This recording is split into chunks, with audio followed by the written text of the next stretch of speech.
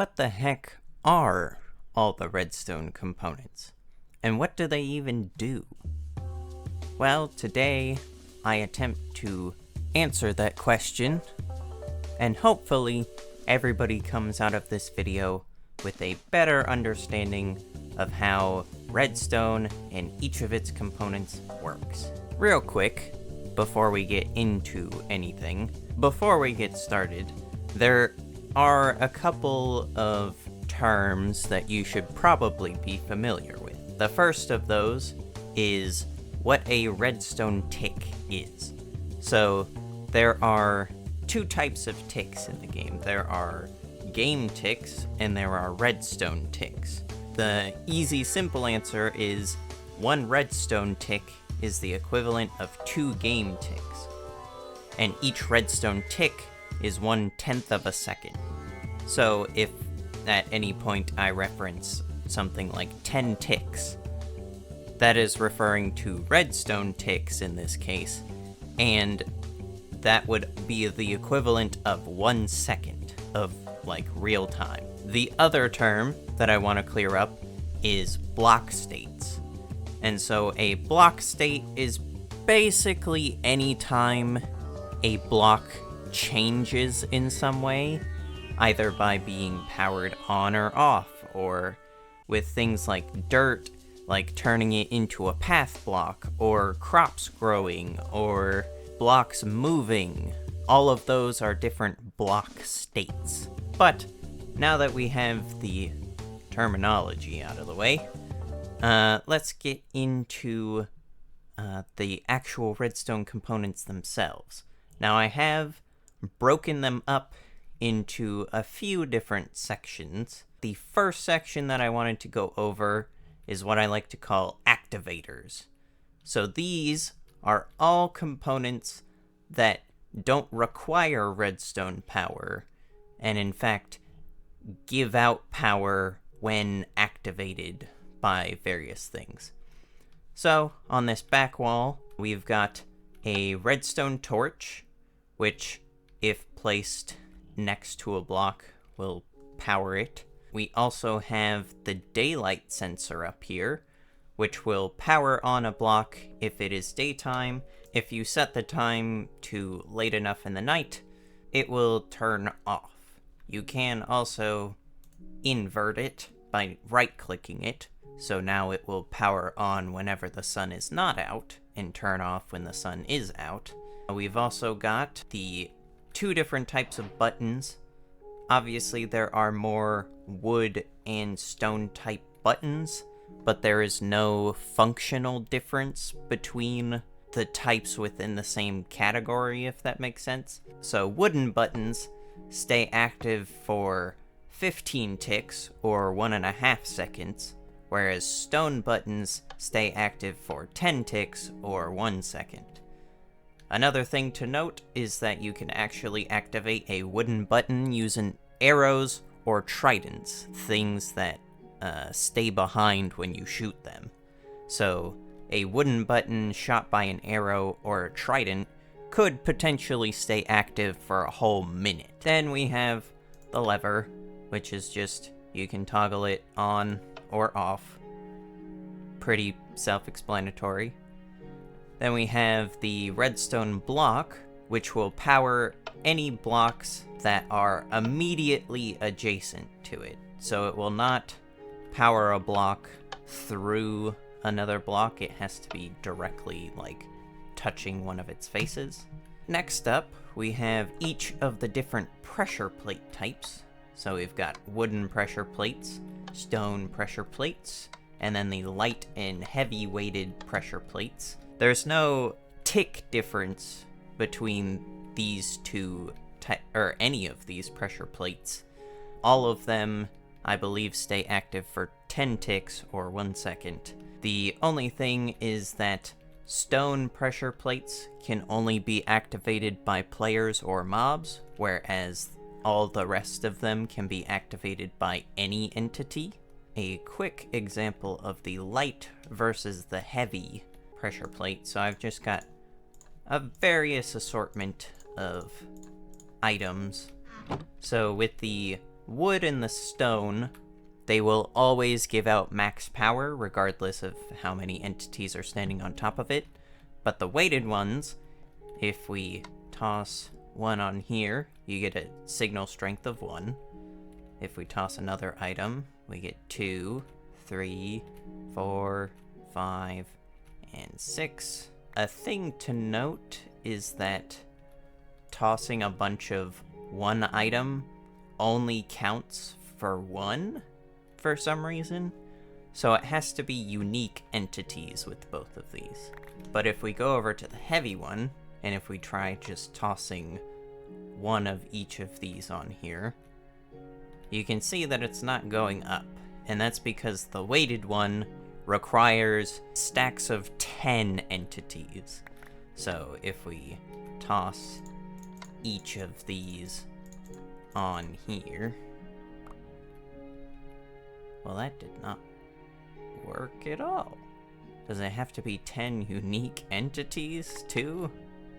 Well, the heavy weighted pressure plate probably more useful when you're using mobs, because it requires stacks of 10 unique entities to get a higher signal strength. Going back over here in the middle we have the tripwire hook, which will power any block touching the block that it's touching. We have the trapped chest, which, let me see if I can get a good angle for it. You can see up here, while the chest is open, it will send out a redstone signal. And as soon as you let go of it, it turns off. And we have the target block over here, which if we take a bow and arrow and shoot it right there, then it will output a redstone signal, and that signal is correspondent to where you hit the target. So a direct bullseye, which I don't even think I hit the bullseye there. A direct bullseye, oh, goodness. A direct bullseye will give out a signal strength of 15, and it goes down out to the edges. And then, as you've kind of been seeing it flash on and off throughout this, you have the observer, which the observer is a bit of a complicated block, so I'll try and simplify it as much as possible. So, an observer has one face that actually looks like a couple of very intense looking eyeballs, and then you have this back section. So whenever there is a block state update in front of it, which in this case I am using the powering on and off of the lamp that's in front of it, you can see when it powered on, it gave it that lamp a pulse, and when I turn it off, another pulse. So it will detect any block state update and give out a 1-tick pulse from the back. So let me see if I can... Yep, you can see me placing and breaking the block is also giving the pulse. An interesting and cool thing you can do with these is that if you place 2 of them facing each other, they will make a redstone clock, because each one will detect the other one being powered on and off, so it will just keep going back and forth forever. So this is an easy way to make a quick, simple redstone clock. Moving on to up here, we have the detector rail, which, or you can probably guess what it does. So if I place a minecart here, every time the minecart goes over the detector rail, it will power on any blocks that are adjacent to it. A new addition that was added into the 1.21 snapshot is the wind charge, which is a very interesting addition and is kind of... I don't know how they came up with this or why they decided to make it activate redstone contraptions, but the simplest explanation is you throw it, and within a certain radius, it will activate any redstone components. So you saw that the button and the lever got flipped there. If I, like, throw it over here... Oop, that didn't do anything. And if I throw it, like, here at the pressure plates... Nope. So if I throw it at these two buttons, you can see that both of them activate, and that actually gives you a good illustration of the time difference between the two. But yeah, so this is like a better version of an arrow, because it can activate many different kinds of activation devices. There are 2 more activators, which I have hidden away in the back, because they're their own can of worms, which is the skulk sensor and the calibrated skulk sensor. So the skulk sensor will hear basically any noise that is nearby, so me moving around will make it go off, me opening this chest makes it go off, and closing the chest. Basically anything that makes noise, the skulk sensor will detect and then output a redstone signal strength based on a table, which is available on the wiki. However, you can see that the calibrated skulk sensor has not been going off this whole time. That is because I have hooked up a specific redstone signal strength to it, so now it will only activate when it hears the specific sound that the redstone signal calibrates it to listen to. So, for example, I have it set to a signal strength of 13, which is correspondent to, I believe, yes, placing a block. So, only when I place a block, not when I break one. When you place one, the calibrated skulk sensor will listen and then output the corresponding signal strength. These ones are quite interesting for hidden activation devices and things like that, because they will only be listening for a specific type of sound, and so you'd have to know where it is and what sound it's looking for. So it makes a pretty good hidden entrance activation system. Another thing to note about these, and why they weren't going off the entire time that I was standing over here, is because any wool that is placed next to them sort of acts like a sound barrier. So now if I place a block right here, even though it's right next to both of these, it doesn't hear it anymore. Neither of them can hear that block being placed, so if I just get rid of that wool, you can see that the calibrated one heard it, but the normal one did not. So, to make it even more specific, you can put wool around a calibrated skulk sensor, and then it will only hear in a very specific location. That is all we've got for our activators. Now, let's move on to our next section, which is Activatable Blocks. So these are blocks that can be powered by any of the activator blocks back over there.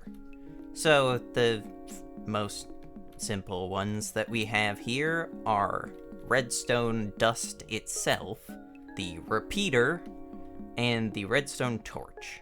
So, interestingly enough, this one was in the previous section, but it is also activatable by redstone, so it serves a dual purpose here. But if we flick this, since this is powering on, it turns off the torch, and repeaters, you can use them to set a specific tick delay, but they always give a delay of 1 tick, or 1/10 of a second. And any redstone signal strength that gets put into it automatically gets output at full strength. So even if you give this a signal strength of 1, it will come out over here as a signal strength of 15. Then we've got, the bell, which, you know, I guess is useful, but you can also just right-click the bell. So I don't know why you would go through the hassle of hooking up a device to it, but, you know, I guess if you wanted an actual doorbell, you could do that. Some more new additions with the 1.21 is the copper bulbs, which come in all 4 flavors of, you know, copper. The interesting thing that sets them apart from the redstone lamp is that not only as you get more oxidized, the light level output by it is worse and worse, but also you can notice that these have stayed on despite the fact that I just pressed them with a button. If I do that with the redstone lamp, oops. Oh, that's interesting. So the signal won't pass through a copper bulb, but it will pass through a redstone lamp? That's interesting. Well, we're all learning something here. But you can see when I press the button, as soon as the button deactivates, the redstone lamp also deactivates, whereas the copper bulbs will stay on until you press the button again. Now T flip-flops, once 1.20 comes out, are kind of irrelevant because you have a block that takes a pulse and turns it into a constant signal. So, yeah, these are actually surprisingly useful. Yet another addition in 1.21, the crafter. This thing, when you give it a set of items, it will determine whatever recipe that makes, and when you power it, it will output one of the item that it has available to it. So if I keep doing this, it will keep spitting out redstone torches. That is very nifty tool, and you can set whatever slots you want to be available for crafting. So say for example I had a hopper running into this, but I didn't have all of these slots disabled, it would just start putting them like this, and it would eventually just fill up and make a redstone block instead, which is not what I want. I want it making redstone torches. So in order to enable that your recipes come out how you want them to, you should definitely block out any unnecessary crafting grid spots as you need.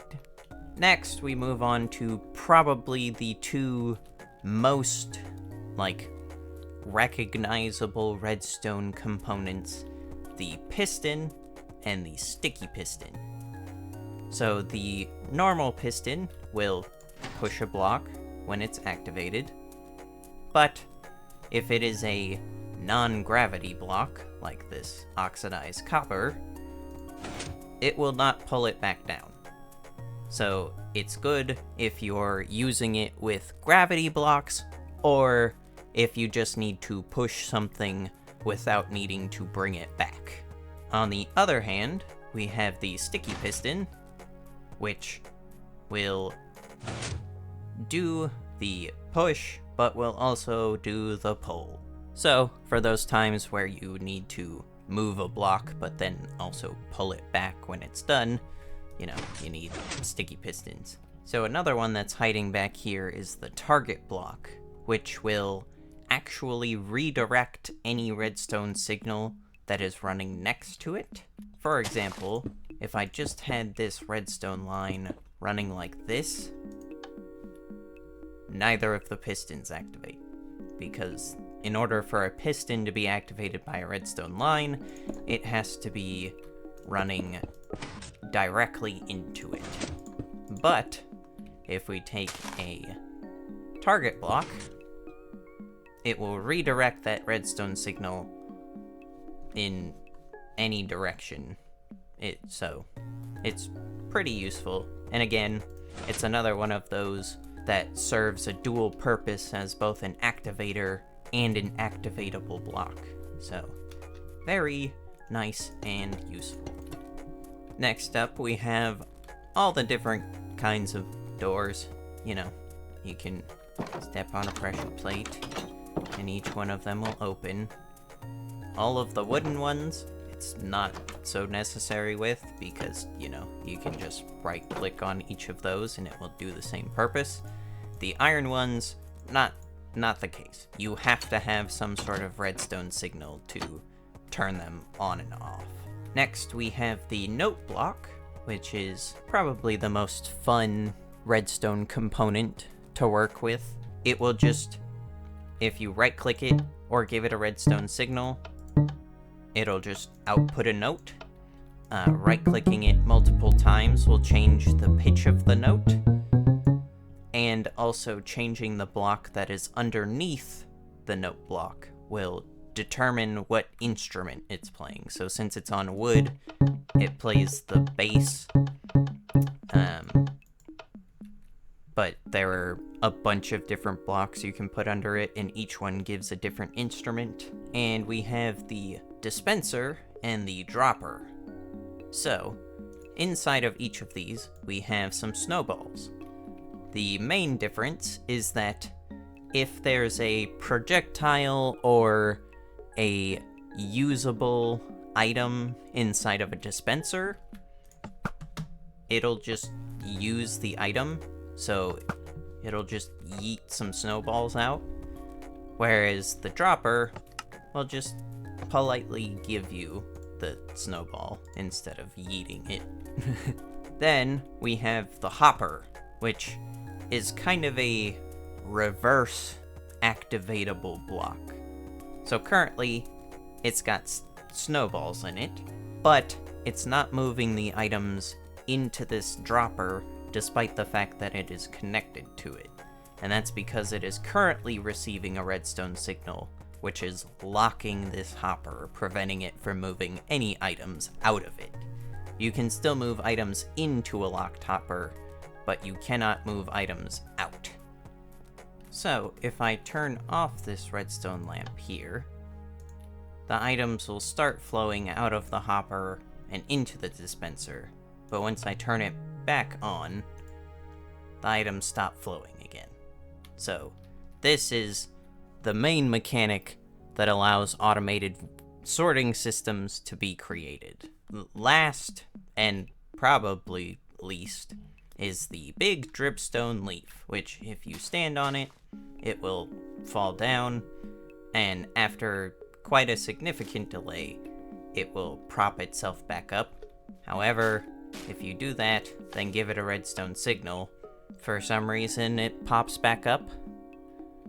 So, apparently redstone is a biocompatible electrical process, which is odd, and I don't know, it's certainly weird, but I guess if you're making like a trap or something and, you know, it falls down, you can immediately reset it, but yeah, not too sure why they decided to add that one. We do have a couple more, and they're, you know, everybody's favorite destructive devices. So, we've got our normal TNT back here, which, if you give it a redstone signal, it will go boom. Oops. How was that too close? Well, I guess that demos the... I accidentally demoed the TNT minecart. Let me grab a new one here. So yeah. Also, along with this, we have the powered rails, which, if there are strung together like this, you only need to power one, and it will power the rest of them. And then we have the activator rail, which its pretty much sole purpose is to activate TNT minecarts as they go over them, but they do require power, so you have to have a detector rail placed before them, in order for them to work. So if we if we do this again, so the TNT minecart goes down, it activates the activator ring, and then it'll blow up. Sadly, you don't get the minecart back from the TNT minecart, so it is significantly more expensive than just blowing up normal TNT. But you know, if you're setting up an elaborate trap, TNT minecart could be the way to go. The next section, which only has a single component in it, and that's for good reason, is the comparator, which I think is basically the king of redstone components at this point, because you can do so many things with the comparator that were way too cumbersome to attempt to do before. So the comparator has taken redstone and simplified it way, way, way, way down. And I'll give a few demonstrations back here. So the comparator has 3 main functions. The first of which is simply to detect items that are within a container. So right now, it's off. It's not outputting any redstone signal. But as soon as I put some stuff in this barrel, you can see it starts outputting a redstone signal strength. As I put in more and more items, the signal strength will continue to get higher, until the barrel is completely full, in which case it will output a full signal strength of 15. Second function is to compare signal strengths.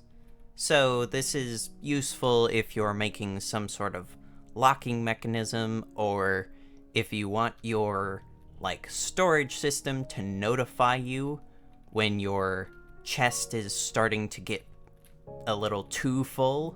So currently we have a signal strength of 13 going into the side of the comparator, but you can still see that it's off. And as we start putting items in here, you can see that it will remain off. Now, if we keep going,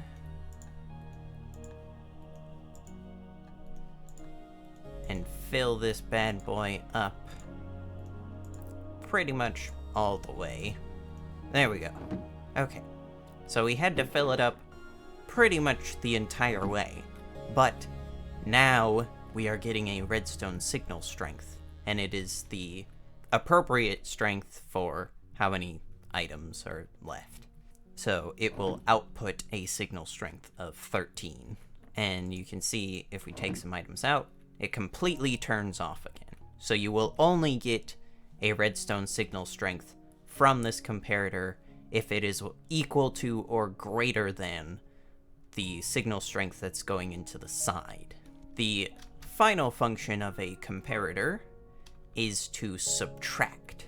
So if you right-click on a comparator, it will turn the little nubby redstone torch at the end on, and that puts it into subtract mode, which for this example we have a barrel with a few items in it. And so what this will do is take the redstone signal strength that the barrel would normally output and subtracts the signal strength going into the side of it. So it serves a similar function to the compare rule set over here, but instead of it just outputting the full signal strength, it will instead output the difference of the signal strengths between these two. So if I keep putting items in here, it will slowly inch its way up, but from a starting point of greater than this. So it's useful in kind of the opposite case of this one, where this is sort of notifying you when the chest is getting full. If the chest starts getting too empty, but you need it to notify you before it's actually fully empty, this would be, useful for that. And another thing to note is that the comparator will take inputs from both sides and just compare the redstone signal to both of them for anything that's not subtract, or it will only use the higher signal strength to compare to, so not super useful if you're just doing this type of comparison. It's more useful if you're using the subtract, where it will subtract, I believe, both inputs from the signal strength. So you can do some more complex things with the subtract mode. That is why the comparator is such an amazing piece of redstone technology, because it allows you to detect what's going on inside of a container. And so, this next section is called Comparator Not Included, because all of these can interact with redstone if there is a comparator. So, we've got your... well, I guess we'll start over here on the wall. This is a bit of an interesting case. So you can see that the comparator is actually powered on, and that's because there's an item inside of the item frame. As you rotate it, it will actually output higher signal strength until it gets back to its original position. So this actually outputs a signal strength of 8, and then this goes back to 1. Yeah, so rotating things in item frames can activate comparators. Then you've got your sort of standard container items, shulker boxes, barrels, chests. All of them will interact with comparators. The copper bulb, it will detect whether it's on or off, but that's to use it like a T flip-flop is to power it on and off and have a comparator next to it. You also have hoppers, which will output a comparator strength based on how full it is, and is the main component of any sorting system. Then you have dispensers and droppers, which again are containers, and so will output a signal strength based on that. We've got a unique one here with the lectern. So you probably remember this little setup from over with the calibrated skulk sensor, and that's because if we take a book and quill and put it on the lectern, you can see that the comparator turns on, and it will output a signal strength relative to the page of the book that you are on. So, of course, redstone's max strength is 15, so it will do a rough calculation as to what page corresponds to what power strength based on the number of pages in the book total.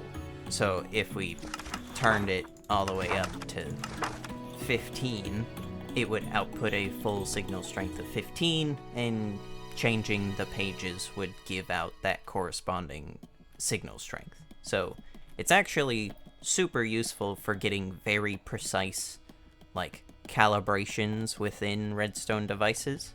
Next we have the crafter, which actually can, since it is a container, it will output to a comparator, but unlike the other guys over here, it is not based necessarily on the fullness of it. It is based on how many slots have an item within them. So, if we were to take out most of these, it would only output a signal strength of 1. However, if we disable any slots, that will substitute for having a block in that slot. So this setup right here would actually output a signal strength of 9, because we have the 1 block here, and then the 8 disabled slots all give 1 signal strength to it as well. So I guess another way that you could calibrate a specific redstone signal strength, but only up to a maximum of 9. So not as useful as the lectern. And also, I think, way more expensive. Then we've got the chiseled bookshelf. So this one's a bit odd. So if I take this and I break it and I place a new one, no signal strength. And as you put enchanted books in here, or any books really, the signal strength will go up. However, if I go ahead and take all of the books out, now it continues to output a signal strength of 1, but there's no books left. So that's kind of an odd quirk of the chiseled bookshelf, but it's unique in that way. Furnaces will also output signal strength, and the interesting thing is that you can't put things into the 3rd slot. So you can actually use a furnace as a type of key by having to smelt a certain number of items before it will output the desired signal strength. So that's kind of a unique perk of the furnace. We also have the jukebox, but this one only has 2 states, on and off. And while it's playing music, goodness, that's a little too loud. Turn that down by a lot. Okay. So, on, it's playing music, it will output the signal strength, and as soon as you turn it off, it'll turn completely off.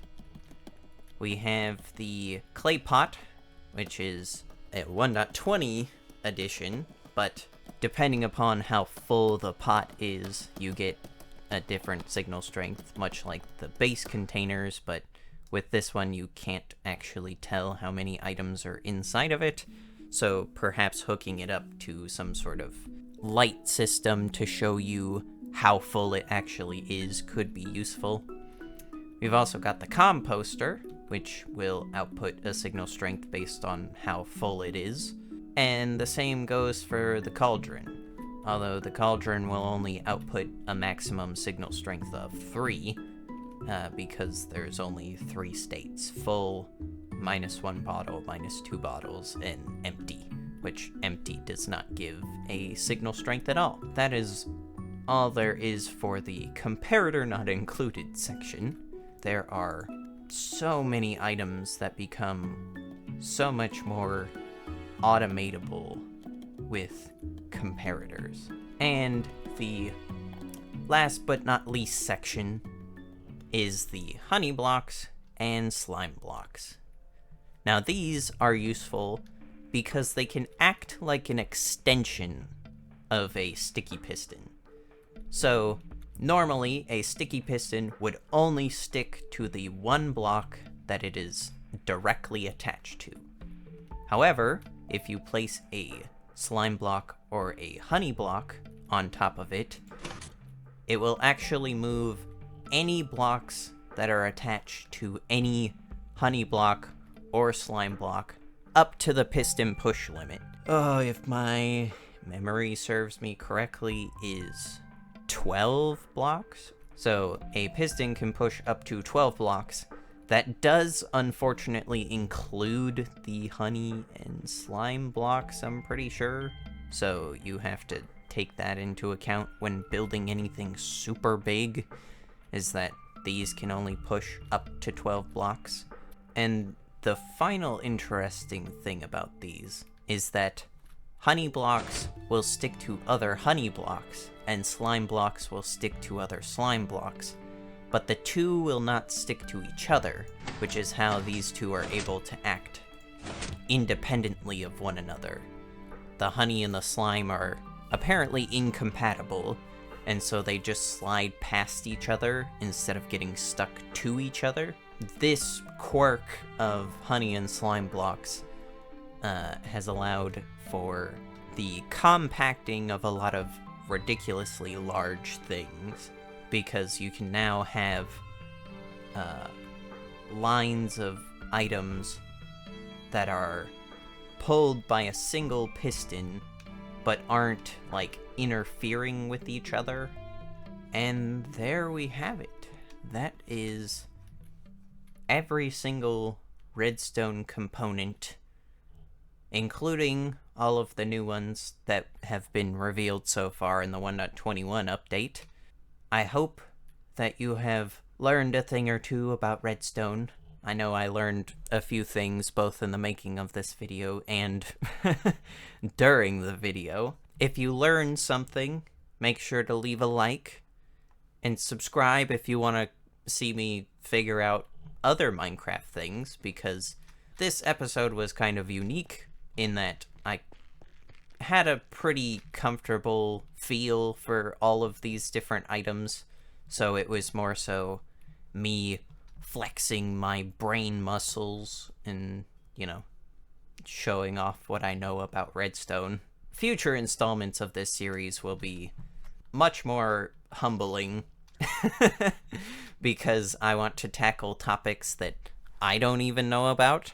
Like, a couple of ideas I have for future episodes are flying machines, which I have no idea about, and world edit, which I have never used before, but people use it all the time, and it seems super cool. If you want to see me be humbled in future episodes of this series, make sure to subscribe. My name is Battery, and I'll see you later.